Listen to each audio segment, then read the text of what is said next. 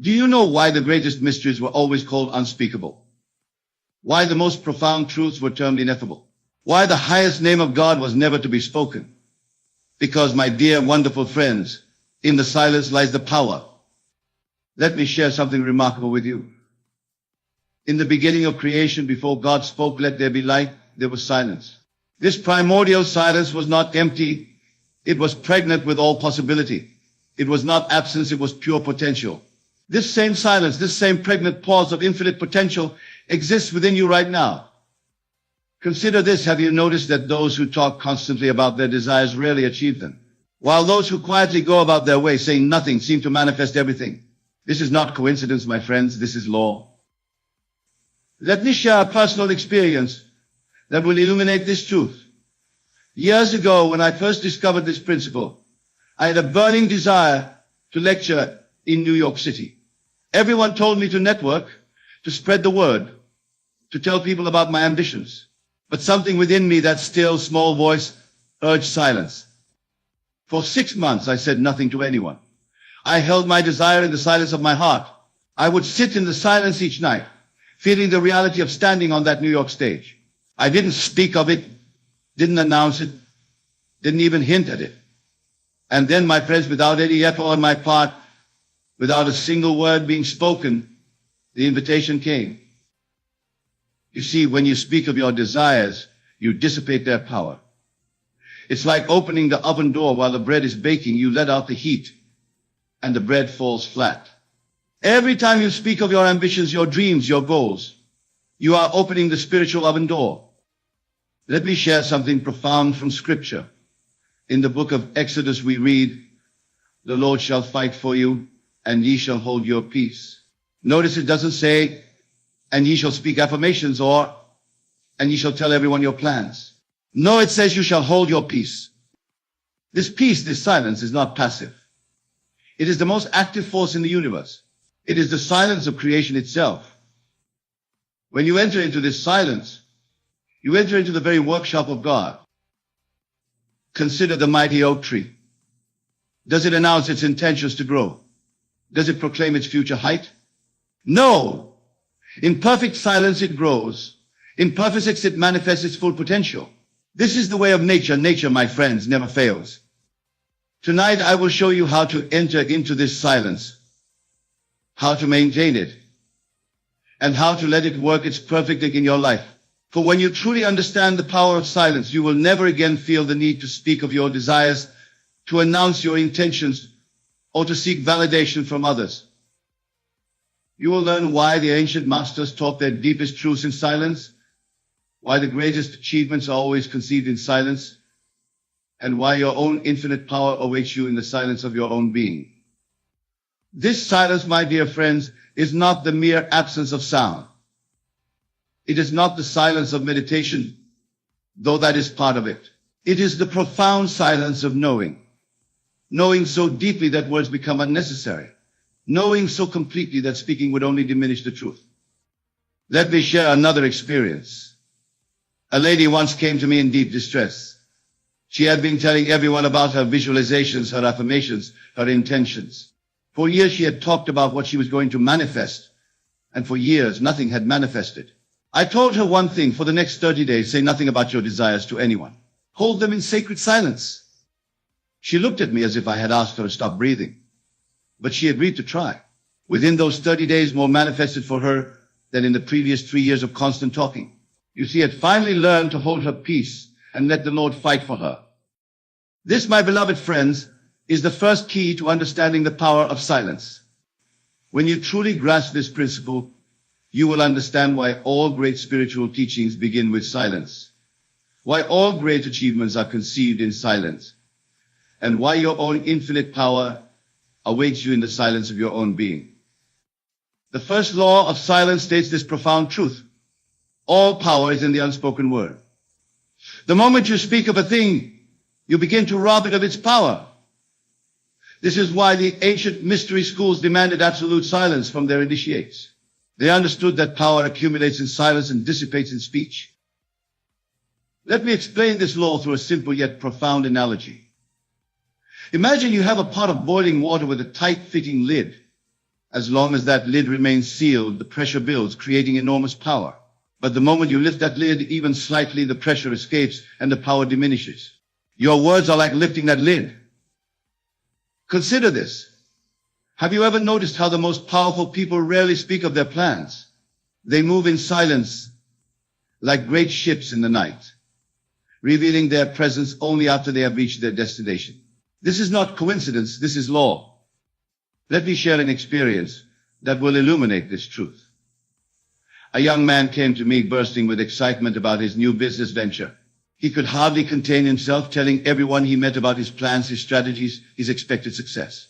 I took him aside and said, "My friend, you are spending your fortune before you have earned it." He looked puzzled, so I explained, "Every word you speak about your venture is like spending spiritual currency. You are broadcasting your energy instead of building it. Enter into the silence and let your success do your talking." You see, my beloved friends, there is a spiritual principle at work here that few understand. When you speak of your desires, you are actually creating resistance to their manifestation. It's as if the universe itself has a law of inverse proportion. The more you speak of a thing, the less likely it is to manifest.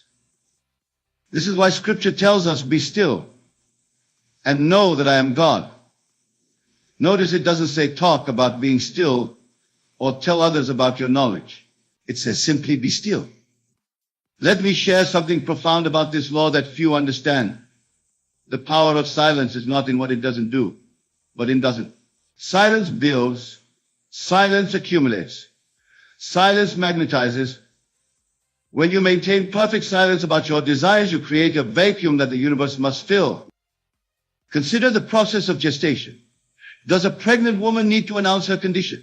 No, the evidence will manifest in due time. Your desires, your ambitions, your dreams are spiritual pregnancies. They require the same sacred silence for proper gestation. Here's another vital aspect of this law. When you maintain silence about your desires, you eliminate all opposing forces. Think about this. How can anyone oppose what they don't know about? How can doubts arise about what hasn't been spoken? How can negative opinions form about what remains unannounced? Let me share another experience. A woman once came to me who had been trying to manifest a specific position in her company. She had told everyone about her desire for the promotion, had spoken constantly about her qualifications, had even started dressing for the role she wanted. Nothing happened for months. I told her, from this moment forward, say nothing. When people ask about your career plans, smile and change the subject. Hold your desire in sacred silence. Within 6 weeks, she was called into her supervisor's office and offered not just the position she wanted, but an even better one. You see, my friends, when you speak of your desires, you create a current of energy flowing outward. But manifestation requires energy flowing inward. Silence reverses the flow. Instead of broadcasting your energy to the world, you begin accumulating it. This is why I urge you, with all the conviction of my being, to take your most precious desires, your most cherished dreams, and lock them in the vault of silence. Don't speak of them. Don't hint at them. Don't even acknowledge them to others who ask. Let me give you a practical application of this law. Starting tonight, take your greatest desire and make a sacred covenant with yourself to maintain absolute silence about it for 30 days. No matter how tempted you are to speak of it, no matter who asks, no matter what circumstances arise, maintain your silence. During this period of silence, something remarkable will happen. You will feel a building of power within you. It's as if every unspoken word becomes a brick in the foundation of your manifestation. Every maintained silence becomes a force drawing your desire closer to you. Remember this crucial point: the universe doesn't need your words to bring your desires to pass. It needs only your unwavering consciousness of the end result, held in perfect silence. This is why Scripture says, "In quietness and in confidence shall be your strength." This silence, my dear friends, is not passive. It is the most active force in creation. It is the silence of the seed growing beneath the earth. It is the silence of the stars moving through space.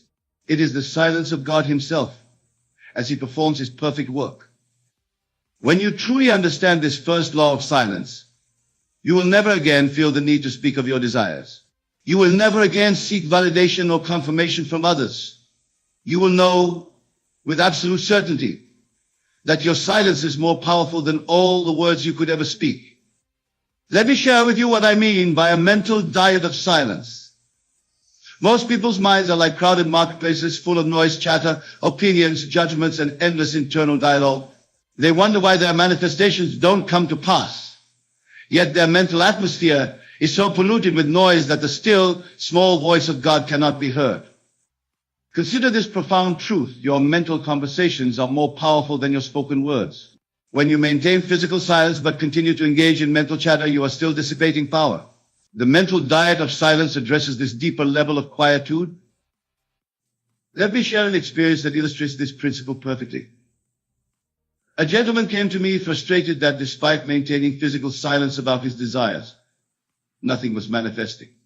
When I questioned him deeper, I discovered that although his lips were sealed, his mind was constantly rehearsing conversations about his desires, imagining telling others about his success, mentally defending his choices, inwardly explaining his methods.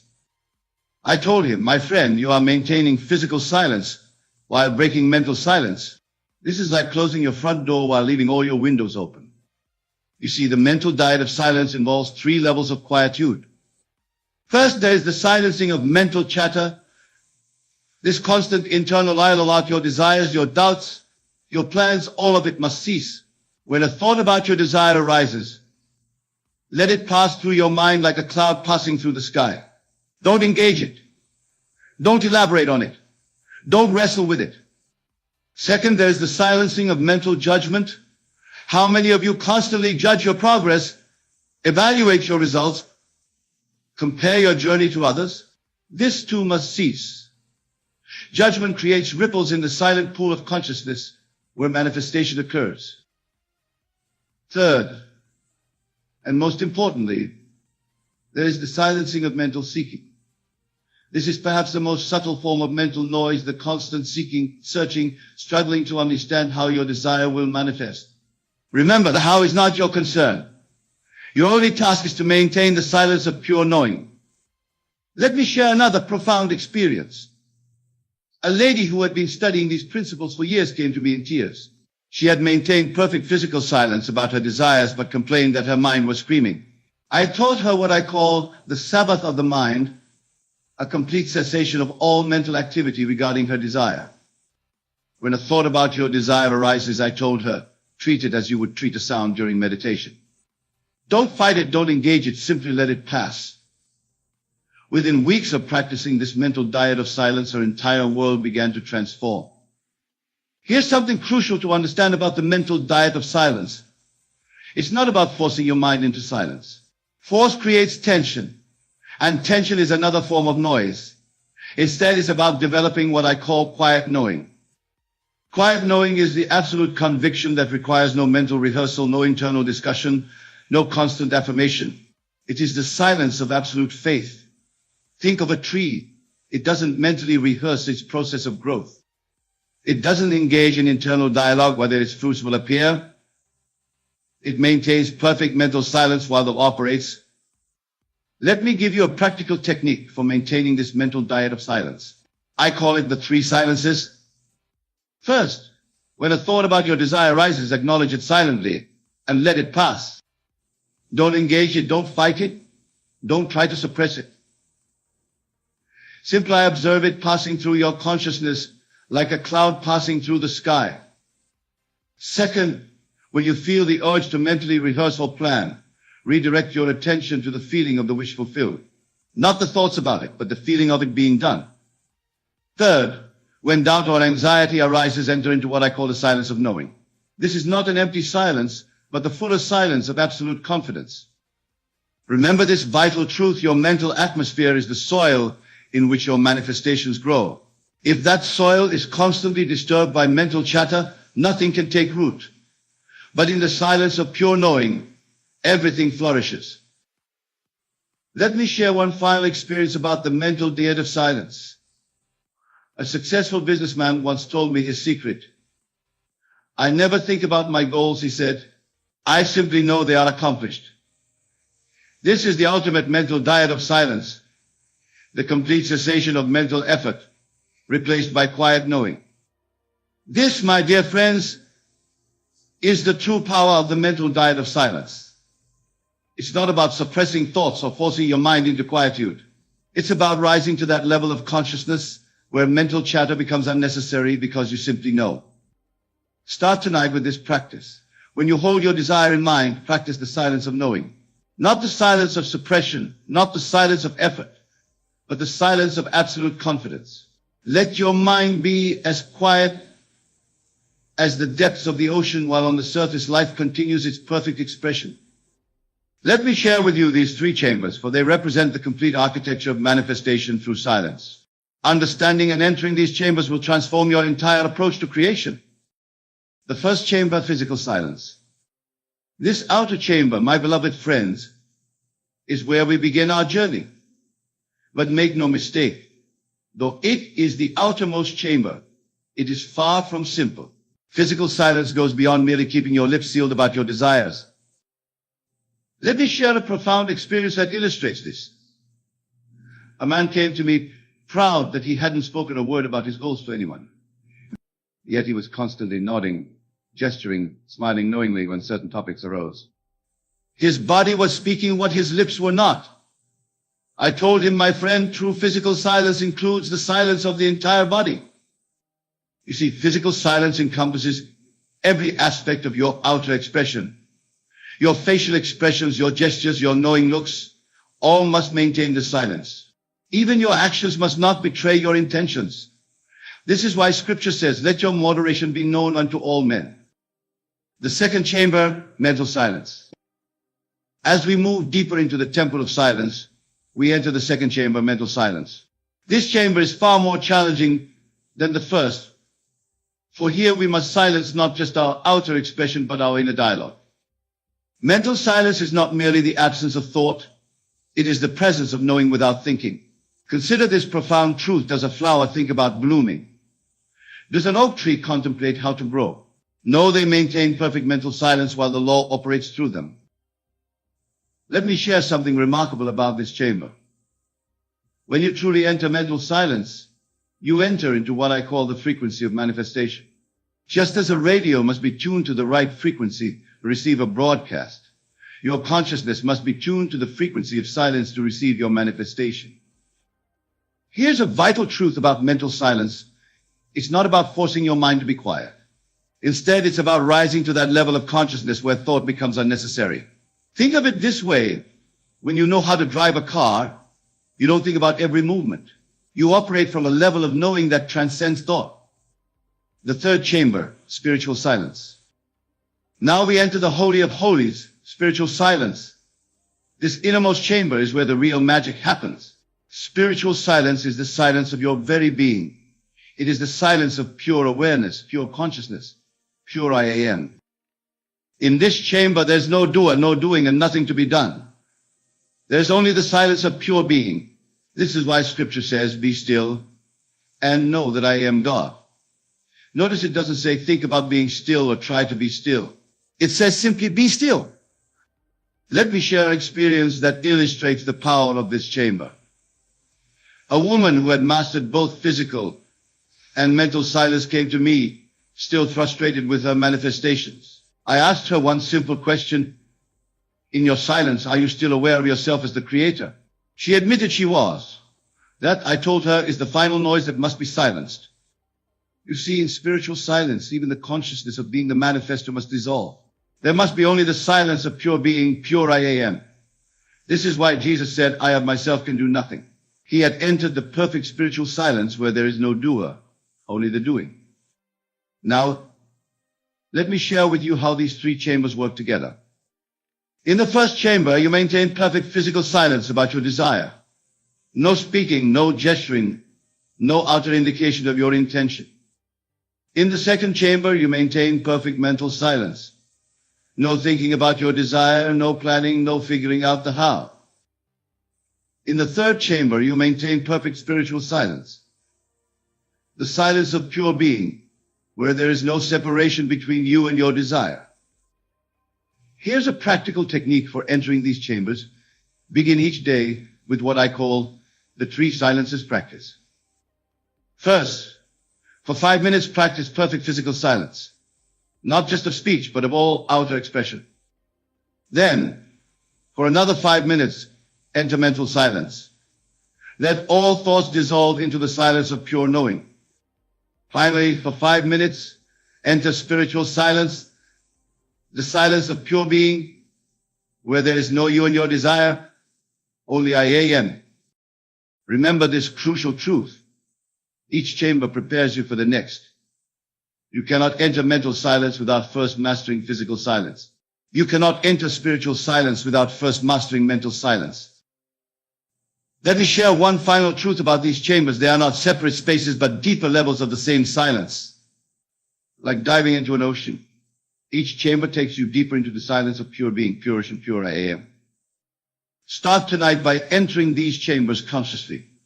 Begin with physical silence, deepen into mental silence, and finally rest in spiritual silence. For in that ultimate silence, all things are possible. All things are accomplished. All things are done. Let me share with you the exact methods by which you can harness this silent power. For knowing without practicing is like having a map, but never making the journey. The practice of silent power consists of specific techniques that, when properly applied, will revolutionize your ability to manifest. The silent hour. First, let me introduce you to what I call the silent hour. This is not merely 60 minutes of not speaking. It is a sacred practice that will transform your consciousness. Let me share with you exactly how to implement this powerful technique. Each day, preferably at the same time, you must set aside 1 hour for absolute silence. During this time, you enter what I call the chamber of silent power. Let me share an experience that illustrates the importance of this practice. A successful businessman once came to me, claiming he had no time for such practices. I told him, my friend, you have no time not to practice this. Within 1 week of implementing the silent hour, his entire business transformed. Why? Because in silence we tap into the very power that runs the universe. Here's how to practice the silent hour. First phase, 20 minutes, physical stillness. Sit in absolute stillness. Not a finger should move, not a muscle should twitch. This physical stillness is the foundation of silent power. Remember, as without, so within. Second phase, 20 minutes, mental stillness. Allow your mind to become as still as your body. Don't fight thoughts. Simply observe them dissolving into silence, like waves settling into a calm sea. Third phase, 20 minutes, spiritual stillness. Enter into what I call the silence of being. This is where you cease to be a person practicing silence and become silence itself. The silent assumption. Next, let me share with you the practice of silent assumption. This is perhaps the most powerful technique I can give you for manifestation through silence. Here's how it works. During your silent hour, after achieving physical and mental stillness, you must enter into what I call the state of silent knowing. This is not visualization. This is not affirmation. This is pure silent assumption of the wish fulfilled. Let me share an experience that perfectly illustrates this. A lady came to me, frustrated that her visualizations weren't working. I asked her one question. When you visualize, are you trying to make something happen? Or are you silently observing what is already done? This is the key distinction in silent assumption. You see, most people's manifestation practices are noisy even when they're not speaking. They're mentally straining, struggling, trying to make something happen. Silent assumption is the opposite. It is the quiet recognition of what already is. The silent watch. Another crucial practice is what I call the silent watch. This is the art of maintaining silence, not just during your dedicated practice time, but throughout your daily activities. Here's how to implement it. Throughout your day, whenever your desire comes to mind, practice what I call the silent response. Instead of engaging with thoughts about your desire, simply respond with silent knowing. This is not suppression. It's elevation to a higher level of consciousness. Let me share a powerful technique for maintaining the silent watch. Imagine your consciousness as a deep, still lake. Thoughts about your desire are like stones being thrown into that lake. Instead of creating ripples, engaging with the thoughts, let the stones sink into the depths, leaving the surface undisturbed. The silent Sabbath. Perhaps the most powerful practice I can share with you is what I call the silent Sabbath. One day each week, maintain complete silence about your desires, not just external silence, but complete inner silence as well. This practice is based on a profound spiritual law. Just as the physical world has a rhythm of activity and rest, so too does manifestation require periods of complete silence. Here's how to practice the silent Sabbath. Choose one day each week where you will maintain complete silence regarding your desires. On this day, not only do you not speak of them, you don't think of them, you don't plan for them, you don't even acknowledge them. This is true spiritual rest. Let me share something remarkable about this practice. A student once told me that more manifestation occurred during his silent Sabbaths than during all his days of active practice combined. Why? Because in complete silence, the law operates unimpeded. The silent temple. Another crucial practice is creating what I call the silent temple in your living space. This is a dedicated area where you practice your silence. It needn't be large, even a corner of a room will suffice. But it must be consecrated to silence. Here's how to create and use your silent temple. Choose a space where you won't be disturbed. This space should be free from all distractions. No phones, no electronics, nothing that can interrupt your silence. In this space, practice what I call the three silences. The silence of the body, the silence of the mind, the silence of the spirit, the silent manifestation journal. Finally, let me share with you the practice of keeping a silent manifestation journal. This is not a regular journal where you write about your desires. Instead, it's a record of your silent knowing. Here's how to maintain this journal. Each day, after your silent how, make one single mark in your journal, not words, just a mark. This mark represents your silent communion with your desire as fulfilled. Over time, these marks become a powerful testament to your silent practice. Remember this crucial truth about the practice of silent power. It's not about what you do. It's about what you allow. In silence, you're not creating. You're allowing creation to express through you. The first principle, silent knowing. The foundation of all achievement is what I call silent knowing. This is not the noisy confidence that needs to proclaim itself, but the quiet certainty that needs no announcement. Let me share an experience that perfectly illustrates this principle. A young entrepreneur came to me, constantly talking about his future success, always announcing his next big move. I asked him, do you speak about your next heartbeat? Do you announce your next breath? He looked puzzled. No, I explained, because you are silently certain they will occur. This is the kind of certainty you must have about your achievement. You see, true achievement operates like the law of gravity in perfect silence. The apple doesn't discuss its journey to the ground. It simply falls in response to an unspoken law. The second principle, silent action. Here we come to a crucial understanding about achievement, the power of silent action. Most people's actions scream their intentions, broadcast their ambitions, but the master of silent achievement moves like the roots of a tree, unseen but unstoppable. Consider this profound truth. The most powerful forces in nature operate in complete silence. The earth doesn't announce its rotation. The sun doesn't proclaim its rising. They simply act in perfect silent harmony with law. Let me share with you the three levels of silent action. Physical silent action. This is action without announcement. You move toward your goal without declaring your movement. Your actions speak, but your lips remain sealed. Mental silent action. This is action without mental noise. You proceed without internal dialogue, without constant self-commentary, without mental rehearsal. Spiritual silent action. This is action from pure being. You move not as someone trying to achieve, but as the achievement itself expressing. The third principle, silent power. Here we touch upon perhaps the most profound aspect of silent achievement, the understanding that true power operates in silence. Let me share something remarkable about this principle. The most powerful moment in any achievement is not the moment of visible success. It's the silent moment of absolute knowing that precedes it. This is why Scripture says, before they call, I will answer. The achievement is completed in silence before it ever becomes visible. Consider these aspects of silent power. The power of silent certainty.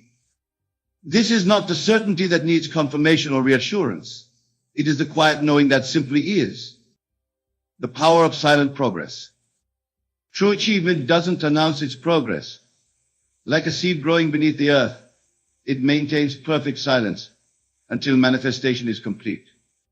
The power of silent presence.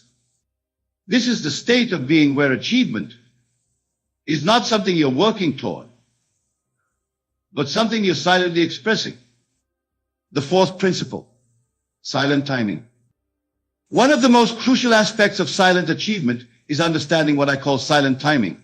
Most people rush to announce their moves, reveal their plans, declare their intentions. The master of silent achievement understands the power of silent timing. Let me share an experience that illustrates this perfectly.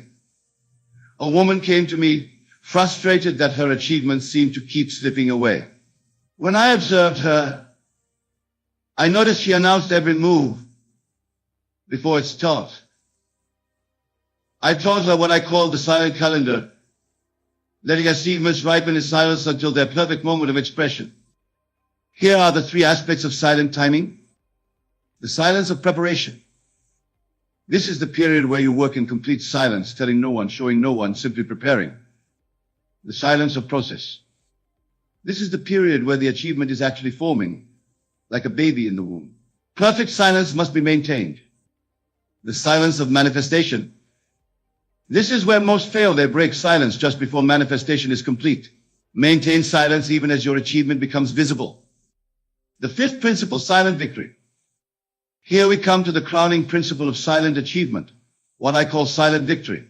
This is perhaps the most difficult principle to master, for it goes against every worldly instinct.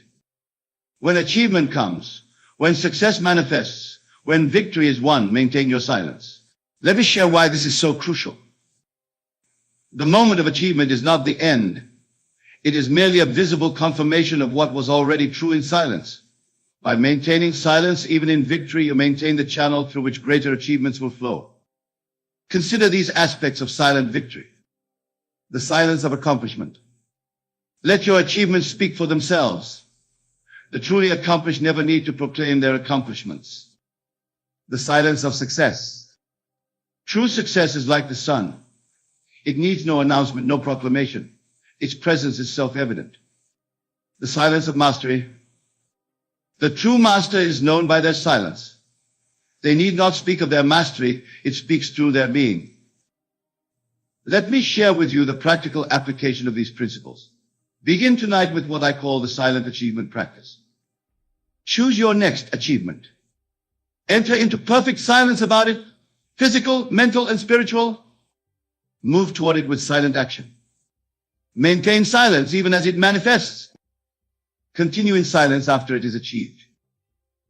Remember this profound truth. The greatest achievements in history were first accomplished in silence before they ever became visible to the world. Your achievement is no different. Begin now to walk the silent way of achievement. Let your silence be your power. Your knowing be your proclamation. Your being be your doing. Imagine, if you will, a world where kindness is abundant, where compassion flows like a river, nourishing all it touches. This is the world that nice people create around themselves, yet paradoxically, it is within this very world that they often find themselves isolated. Why is this so? The answer, my dear listeners, lies not in the external reality, but in the inner workings of our minds and the spiritual laws that govern our existence. Let us begin by understanding that the state of being alone is not a punishment, nor is it a reflection of one's worth. It is, in fact, a mirror, a perfect reflection of our inner beliefs and assumptions about ourselves and the world around us. Nice people, in their genuine desire to please others and avoid conflict, often create a reality where their own needs and desires are secondary. They assume a state of self-sacrifice, believing it to be the highest form of virtue. But I say unto you, this assumption is a fallacy. For in the eyes of the divine, in the grand tapestry of creation, your happiness, your fulfillment is of utmost importance. The universe does not ask you to diminish your light so that others may shine. On the contrary, it beckons you to burn brighter, to illuminate not just the path of others, but your own as well. Nice people, in their noble intentions, often fall into the trap of believing that by constantly giving, by always putting others first, they will eventually receive love and companionship in return. But this, my friends, is not how the law of assumption works. For you do not receive what you want, you receive what you believe you will receive. And in constantly assuming a state of giving without receiving, of being there for others while neglecting the self, nice people unknowingly create a reality where they are taken for granted, where their own needs remain unmet. Consider for a moment the nature of your thoughts, the conversations you have with yourself in the quiet moments of solitude. Do you find yourself repeating phrases like, I'm always there for others, but no one is there for me? Or perhaps, I'm too nice, that's why I'm alone. These thoughts, these assumptions are not mere reflections of your reality. They are the very architects of it. For you see, the world is not outside of you, responding to your actions. The world is within you, responding to your assumptions. When you assume a state of loneliness, when you believe that your kindness leads to isolation, you are in essence decreeing this to be your reality. And the universe, in its infinite wisdom and perfect law, brings to you experiences that match these inner assumptions. But fear not, for within this realization lies the key to your liberation, the power to change your reality, to bridge the gap between your niceness and your desire for companionship lies within you. It always has and it always will. For you are not a victim of circumstances, but the creator of your world. To break free from this cycle of loneliness, you must first recognize that your worth is not determined by how much you give to others. Your value is intrinsic, divinely ordained, and completely independent of external validation. Begin by assuming a state of worthiness, of deserving love and companionship, not because of what you do for others, but simply because you exist. Revise your concept of what it means to be nice. True kindness does not require self-abnegation. It does not demand that you become a doormat for others to walk upon. Real kindness, the kind that enriches both the giver and the receiver, stems from a place of self-love and self-respect. It is born from an overflow of your own cup, not from the desperate need to fill the cups of others at the expense of your own. As you lie in your bed tonight, in that drowsy state between waking and sleeping, imagine yourself surrounded by love. Feel the warmth of genuine connections, the joy of reciprocal relationships. See yourself not as the perpetual giver, but as an equal participant in the dance of give and take. For in this state, this assumption of being loved and valued, you plant the seed of a new reality. Remember, the outer world is a reflection of your inner world. If you consistently assume a state of loneliness, if you believe that your kindness leads to isolation, then that is the reality you will experience.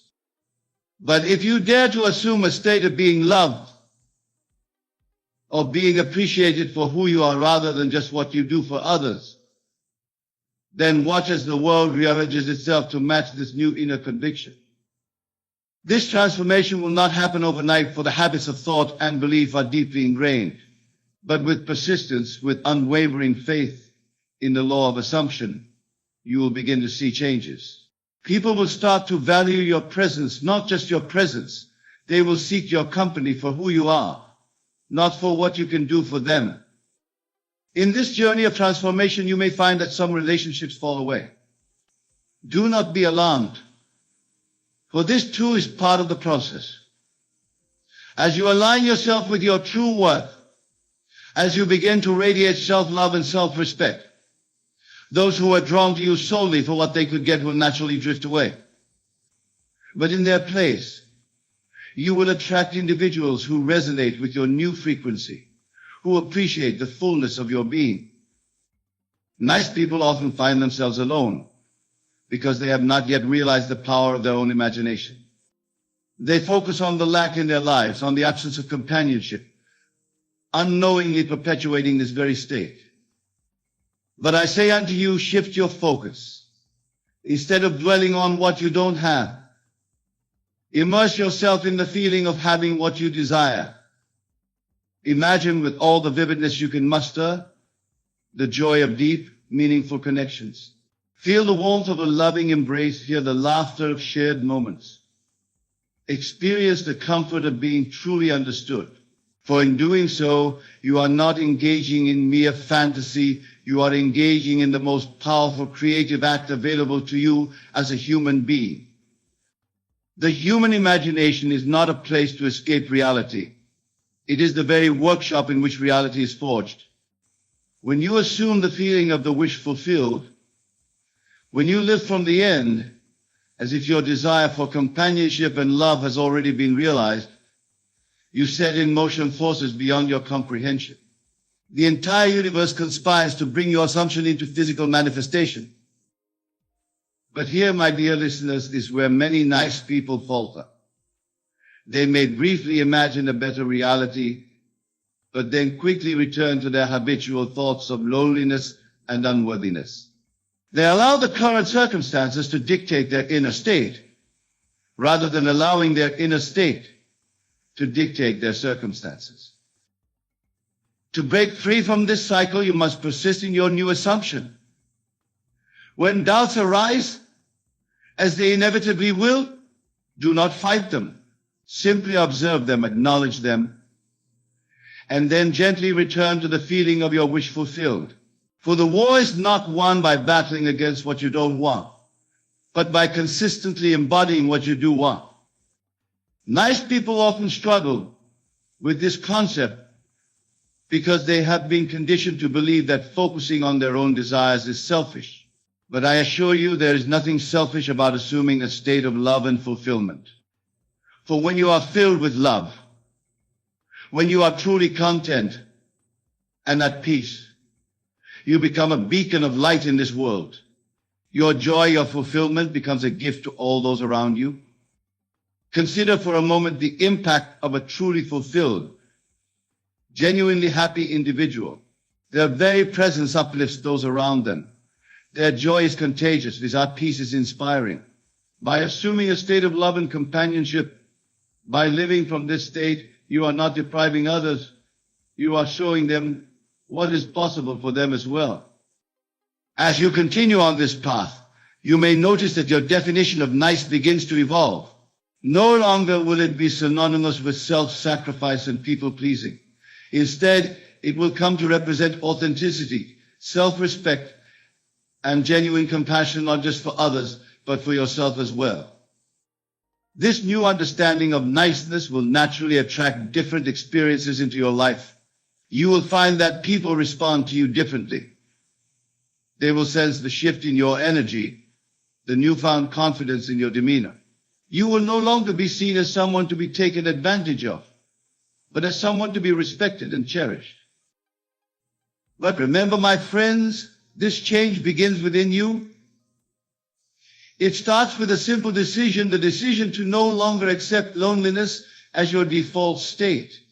It begins with the courage to imagine a different reality and the persistence to live from that imagination until it becomes your new normal.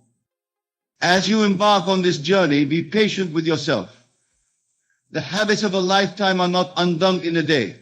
There will be moments of doubt, times when the old patterns of thought try to reassert themselves. In these moments, be kind to yourself. Remind yourself that you are in the process of transformation that each day you are aligning more closely with your true worthy self.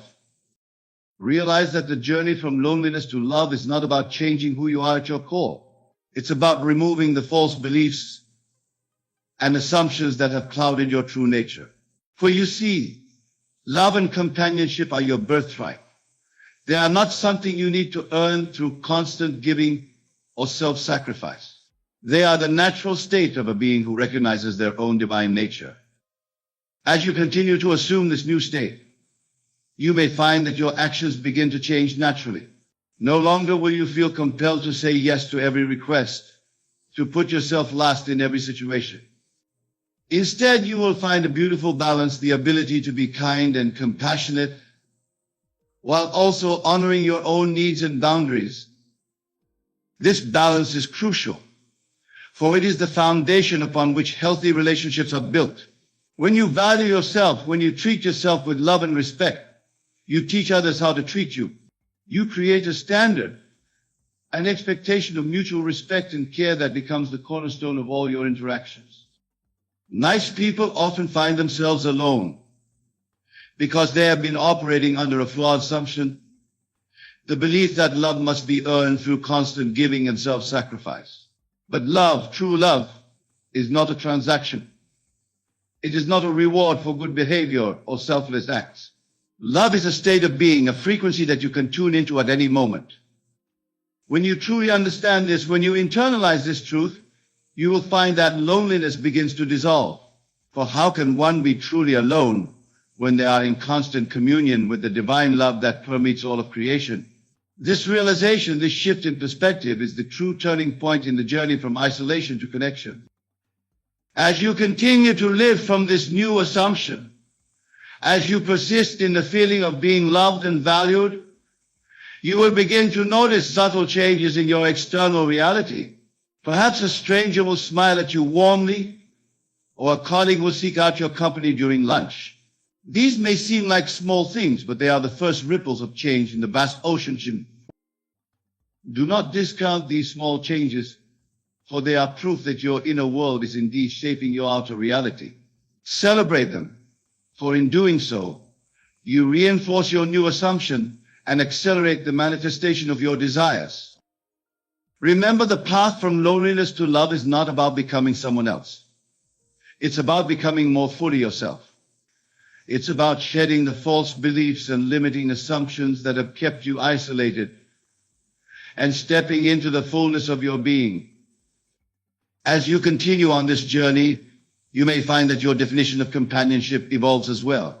No longer will you seek relationships out of a desperate need to fill a void. Instead, you will attract connections that are based on mutual growth, shared values, and genuine appreciation. These connections may not always look like what you initially imagined. They may come in unexpected forms, through unexpected channels. Be open to them. For the universe, in its infinite wisdom, often has plans far grander than our limited human imagination can conceive. Nice people, in their genuine desire to please others, often lose touch with their own desires and preferences. They become so accustomed to molding themselves to fit others' expectations that they forget who they truly are. But I say unto you, rediscover yourself. Reconnect with your passions, your dreams, your unique perspective on the world. For it is in being authentically yourself that you will attract the most genuine connections. When you honor your true nature, when you allow your light to shine undiminished, you become a magnet for those who resonate with your energy. As you move forward on this path, remember that every interaction, every relationship is an opportunity for growth and self-discovery. Even moments of solitude are not to be feared or avoided, but embraced as chances for deeper self-reflection and inner connection. For you see, the ultimate goal is not to eradicate all moments of aloneness from your life. It is to reach a state where you are so complete within yourself, so at peace with who you are, that whether you are in a crowd or by yourself, you are always in good company. This state of inner completeness is what will ultimately transform your experience of the world. When you no longer approach relationships from a place of lack, When you no longer see them as a means to fill a void within yourself, you open the door to connections of unprecedented depth and authenticity. Nice people often struggle with setting boundaries, fearing that doing so will drive others away. But I assure you, healthy boundaries are not walls that keep others out. They are the foundations upon which strong, lasting relationships are built. When you honor your own needs and limits, you create space for genuine give and take, for relationships based on mutual respect rather than codependency. As you continue to live from the assumption of being loved and valued, you may find that your very presence begins to have a transformative effect on those around you. Your newfound self-assurance, your inner peace will be a balm to the souls of those who cross your path. You will find that you no longer need to constantly do for others to feel worthy of their company. Your very being, your authentic self, will be magnetic. People will be drawn to the light that shines from within you, a light that is no longer dimmed by self-doubt or the need for external validation. This, my dear friends, is the true power of assuming the state of the wish fulfilled. It not only transforms your own reality, but ripples out to touch the lives of all those around you. By changing your inner world, by shifting your assumptions about yourself and your place in the world, you become a catalyst for change in the world at large. As you lie in bed tonight, as you drift off to sleep, carry with you this new understanding. Feel the warmth of love surrounding you, the joy of deep connections filling your heart. For in that drowsy state between waking and sleeping, your subconscious mind is most receptive to new impressions. Plant the seed of this new reality firmly in the fertile soil of your imagination. Water it with your faith, nurture it with your persistence, and watch as it grows day by day, transforming the landscape of your life from one of isolation to one of rich, fulfilling connections. Remember, the journey from loneliness to love is not a straight path. There will be twists and turns, moments of doubt and uncertainty. But with each step forward, with each persistent assumption of your new state, you move closer to the realization of your desires. Nice people need not end up alone. They need only to recognize their inherent worth, to assume a state of being loved and valued, and to persist in this assumption until it becomes their lived reality. For in doing so, they align themselves with the creative power of the universe, setting in motion forces that will inevitably bring their inner state into outer manifestation. As we draw this exploration to a close, I urge you to carry these truths with you. Let them sink deep into your being. Let them inform your thoughts, your actions, your very way of moving through the world. For you are not destined for loneliness. You are destined for love, for connection, for the fullness of life in all its glory. Go forth, my dear friends, with this new understanding. Live from the state of being loved, of being valued for who you are rather than what you do for others. And watch as the world transforms around you, mirroring back to you the love and connection that have always been your birthright. For in the end, it is not about changing who you are. It is about fully embracing who you have always been, a divine being worthy of love, deserving of connection. Let this truth be your guiding light as you step into a new chapter of your life, one filled with the rich, fulfilling relationships you have always desired. And so, as we conclude this discourse, I leave you with this final thought. The power to transform your reality lies within you. It always has and it always will. Embrace it, use it, and watch as the world rearranges itself to match your inner convictions. For you are the author of your story, the creator of your world. Write a story of love, of connection, of fulfillment. For that, my dear friends, is your true destiny.